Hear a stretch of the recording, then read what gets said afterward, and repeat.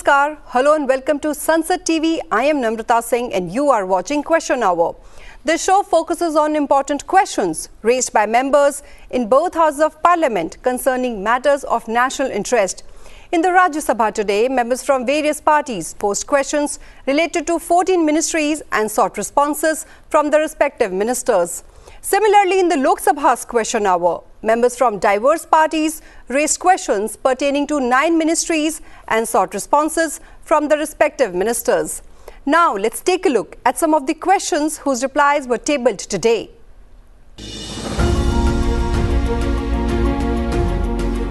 Lok Sabha members Tapir Gao and Ashok Kumar Rawat asked the Minister of Food Processing Industries the manner in which the 8th edition of the Indus Food 2025 would contribute to advance the agricultural practices in the country and whether there are any incentives or programs to support the Indian companies. The ministry in its reply informed the House that 8th edition of Indus Food 2025 with a grant in aid of 6 crore rupees under the Scheme for Market Access Initiative offers a platform for the Indian food and beverage companies to exhibit their products and connect with importers, distributors and retailers worldwide. The House was further informed that a central sector umbrella scheme, Pradhan Mantri Kisan Sampada Yojana, Central Sector Production Linked Incentive Scheme for Food Processing Industry, and centrally sponsored PM Formalization of Micro Food Processing Enterprises Scheme. Financial assistance is provided in the form of grant in aid or subsidy to entrepreneurs for setting up such industries across the country. The projects are selected for assistance on the basis of expression of interest issued from time to time. 1,646 projects have been approved as on 31st December 2024. Having project cost of 31,858 crore rupees with approved grants in aid or subsidy of 9,110 crore rupees and private investment of over 22,000 crore rupees under corresponding component schemes of PM-KSY.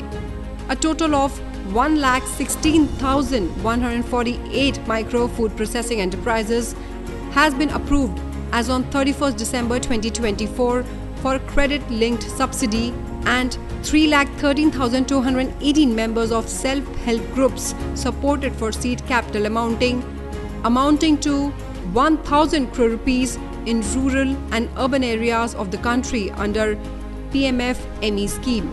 A total of 171 proposals under different categories of PLI SFPI scheme have been approved as on 31st December 2024 and a total subsidy of over 1,000 crore rupees has been disbursed so far.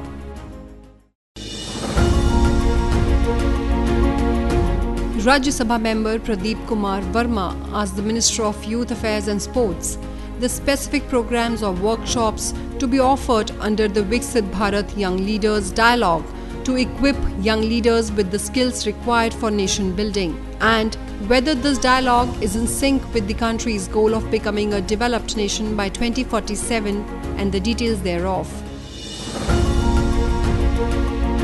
The ministry in its reply informed the House that National Youth Festival has been restructured and called Viksit Bharat Young Leaders Dialogue. Viksit Bharat Young Leaders Dialogue 2025 was an effort to broaden the NYF platform and engage with youth more intensively. Viksit Bharat Young Leaders Dialogue 2025 brought together 30 lakh motivated youth nationwide. In the 28th National Youth Festival, Viksit Bharat Young Leaders Dialogue 2025 held from 10th to 12th January 2025 through a merit-based multi-stage process representing India's most vibrant demographic of youth aged 15 to 29. The presentation emerging out of the dialogue were made before Prime Minister Narendra Modi. The Viksit Bharat Young Leaders Dialogue 2025 emerged as a landmark event fostering the next generation of leaders, innovators and thinkers who will drive India's growth. The selected participants of the Viksit Bharat track and traditional track young innovators, volunteers, etc. became part of the Viksit Bharat Young Leaders Dialogue 2025. Additionally, over 6 crore youth and others witnessed the event through various social media platforms. As part of VBYLD, Viksit Bharat Challenge. Viksit Bharat Challenge was organized in 4 stages, namely Viksit Bharat Quiz, Viksit Bharat Essay, Viksit Bharat PPT Challenge and Viksit Bharat Championship on 12th January 2025 at Bharat Mandapam, New Delhi. Rajya Sabha member Dr. Kalpana Saini asked the Minister of Labour and Employment total number of traders and self-employed individuals registered under National Pension Scheme so far and manner in which the pension is provided to the family of the beneficiary under the said scheme in case of death of the beneficiary. Modi सरकार ने देश के मध्यम वर्ग, देश के गरीब लोग उसके पिछले लाइफ में सिक्योरिटी मिले, उसमें खास करके पेंशन सिक्योरिटी मिले, उसका एक्सीडेंट इंश्योरेंस मिले, उसको हेल्थ सिक्योरिटी मिले और उसको फूड सिक्योरिटी मिले, उसके लिए अथाक प्रयास करा है।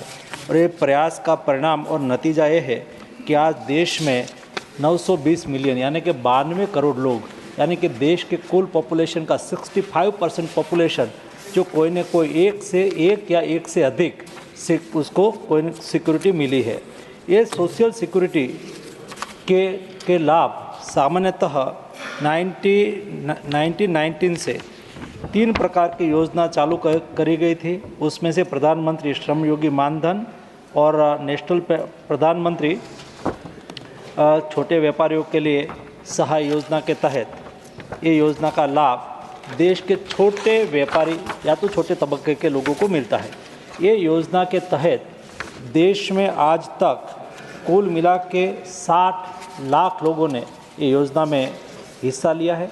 ये योजना का प्रारूप है उप सभापति जी, जितना पैसा 18 एज से 14 एज तक वो जितना कंट्रीब्यूशन देता है, इतना ही कंट्रीब्यूशन सरकार की ओर से दिया जाता है और उसका लाभ लेके 60 साल के बाद उसको 3000 का एश्योर्ड पेंशन दिया जाता है।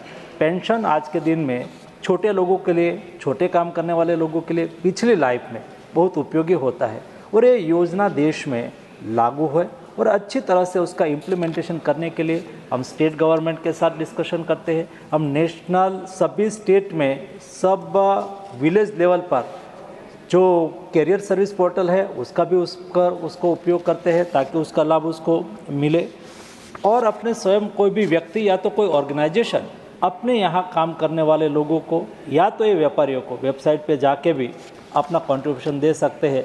ये योजना का एक्सपेंशन हो, ये योजना का ज़्यादा से ज़्यादा लोगों को लाभ मिले और उसकी पहुँच बढ़े, उसके लिए नंबर ऑफ टाइप के प्रशिक्षण वर्ग भी चलाया जाता है। डिजिटली भी हम प्रयास करते हैं और डिजिटली अवेयरनेस का कार्यक्रम भी चलाते हैं। अलग अलग टाइप के एडवर्टाइजमेंट की ओर से भी इस योजना का प्रचार प्रसार करते हैं ताकि लोग इस योजना के साथ जुड़ के उसका महत्तम से महत्तम लाभ ले सकें। Lok Sabha member Naveen Jindal asked the Minister of Micro, Small and Medium Enterprises the total number of Vishwakarma registered under PM Vishwakarma scheme so far and details of the trades in which skill upgradation training is provided to help artisans to hone their skills. The ministry in its reply informed the House that PM Vishwakarma scheme was launched on 17 September 2023 to provide end-to-end support to artisans and craftspeople of 18 trades who work with their hands and tools. As on 10th February 2025, 27.25 lakh beneficiaries have been registered under the scheme.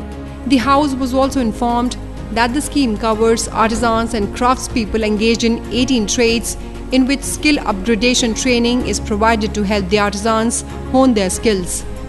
These trades include carpenter, boat maker, metalsmith or metal caster, hammer and tool kit maker, locksmith, goldsmith, potter, sculptor, stonebreaker, cobbler, shoesmith or footwear artisan, mason, basket or mat or broom maker, or koi weaver, doll and toy maker, barber, garland maker, washerman, tailor and fishing net maker.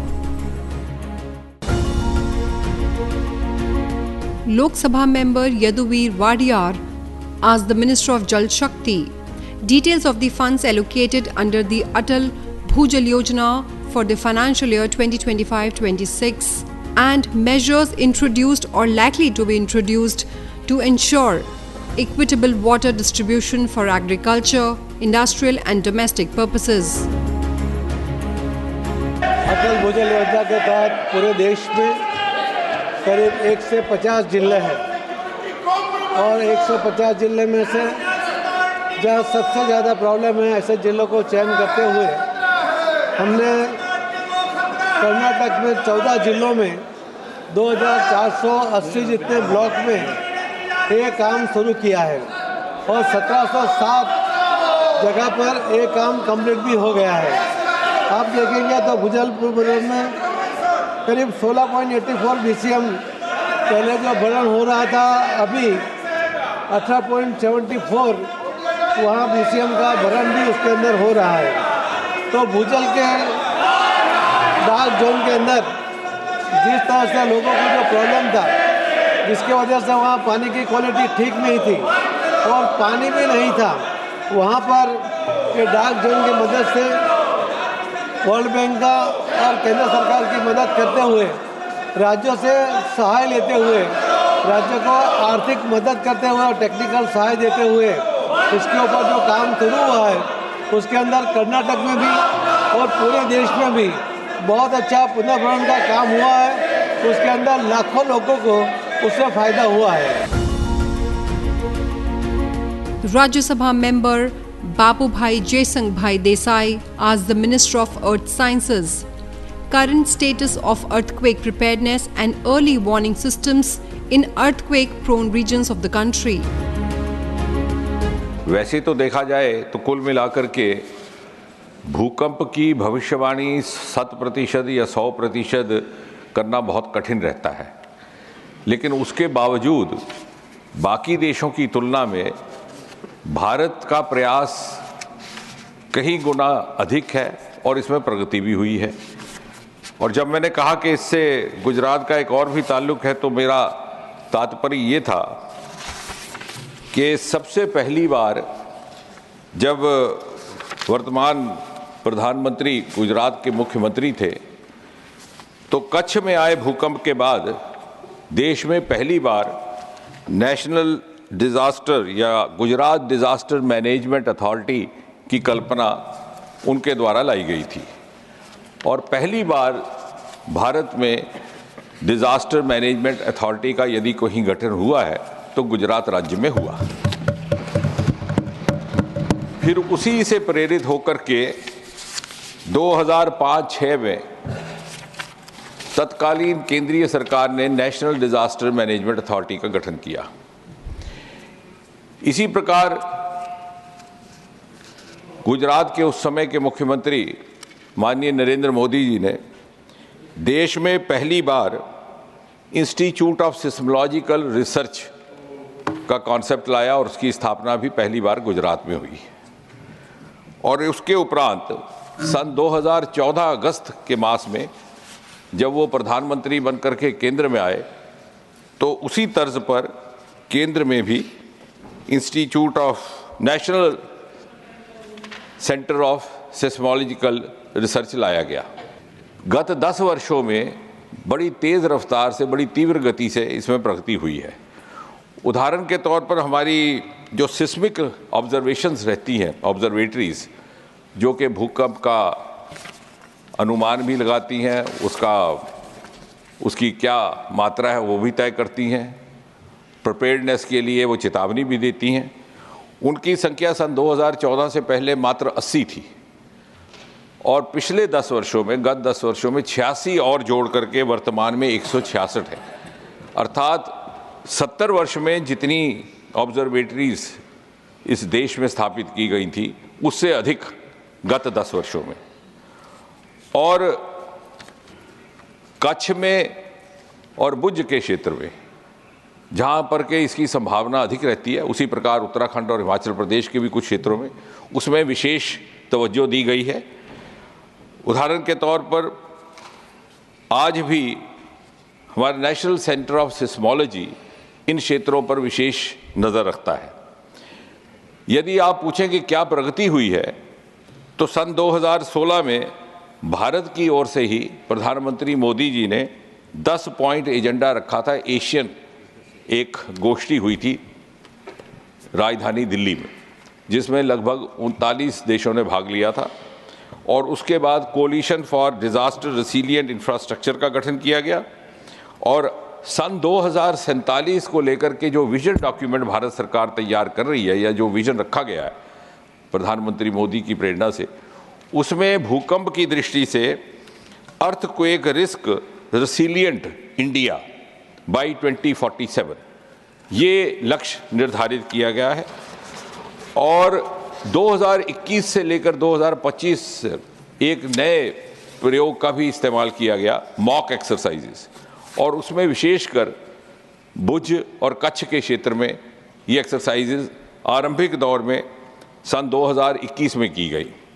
इसके अतिरिक्त कुछ कच्छ और भुज के अनुभव के बाद देश भर में एक कॉन्सेप्ट लाया गया कि रिट्रोफिटिंग के जो इमारतें कमज़ोर हैं या जो भूकंप वाले क्षेत्र में, अर्थक्वेक प्रोन क्षेत्र में, उनको किस तरह से उनको पुनः निर्माणित किया जा सके, उसके लिए इंश्योरेंस पूल भी बनाया गया, और विशेषकर गुजरात और अन्य क्षेत्रों को ध्यान में रखा गया, और ये निरंतर प्रयास जारी है।